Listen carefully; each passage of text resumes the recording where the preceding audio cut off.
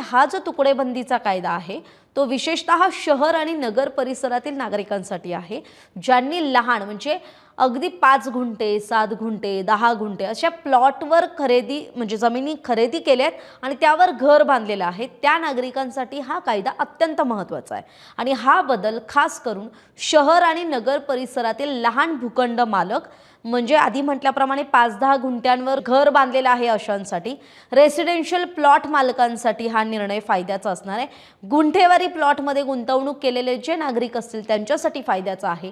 वारस नोंदणी अडकलेलं कुटुंब असणार आहे त्यांच्यासाठी सुद्धा हा दिलासा देणारा निर्णय आहे। बांधकामासाठी बँकेकडे कर्ज मागणाऱ्यांसाठी सुद्धा दिलासा देणारा हा निर्णय आहे। त्यामुळे खरं तर तुकडेबंदी कायद्यात झालेली ही सुधारणा ही इतक्या सगळ्या लोकांच्या फायद्याची आहे। आता याविषयी सरकारने काय म्हटलंय तर सरकारचं असं म्हणणं आहे की हा कायदा बिल्डरसाठी नाहीच, हे सर्वसामान्य नागरिकांसाठी आहे। म्हणजे हिवाळी अधिवेशनात चर्चेला उत्तर देताना महसूल मंत्री चंद्रशेखर बावनकुळेंनी स्पष्ट केलंय की हा कायदा कोणत्याही बिल्डरला फायदा देण्यासाठी आणलेला नाही।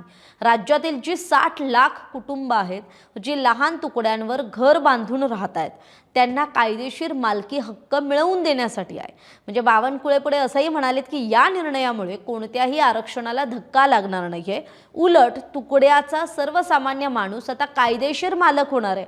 म्हणजे 15 ऑक्टोबर 2024 नंतर कुणालाही नव्याने जमिनीचे तुकडे पाडता येणार नाहीत। मात्र तोपर्यंतच्या नागरिकांना मात्र याचा मोठा लाभ मिळणार आहे। आता या संदर्भात जिल्हाधिकाऱ्यांनी स्थानिक लोकप्रतिनिधींना विश्वासात घेऊन कार्यवाही करावी असे निर्देश सुद्धा त्यांनी यावेळी दिलेत।